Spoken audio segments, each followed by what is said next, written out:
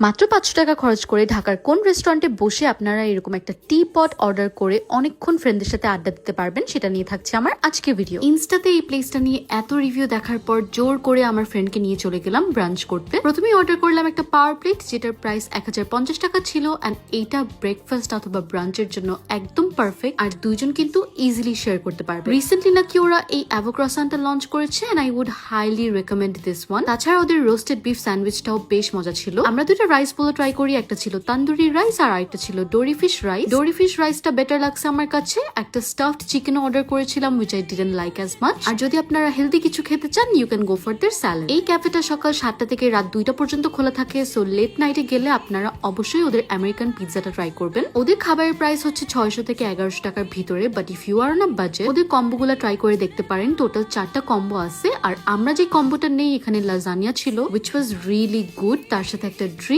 আর একটা ব্রাউনি ছিল and price was less than 1000 টাকা। ওদের ড্রিঙ্কস আর ডেজার্টস মেনুটা আমার personal favourite. Coffee, shake, smoothies, ice teas, cheese cakes, chocolate cake, red velvet cake, you will get everything in this place and these are the items I will highly recommend। But আমার সবচেয়ে favourite ছিল এই টি পটটা। চিন্তা করেন আপনারা একটা ক্যাফেতে যে বসে জাস্ট গল্প করতে চাচ্ছেন, অনেকক্ষণ আড্ডা দিতে চাচ্ছেন, then this is the best thing to order. আমরা চুজ করেছিলাম apple in my chai, but they have more flavours to choose from, so yeah I would say this place is totally worth the hype and if you want the exact location check the caption or the comment section below।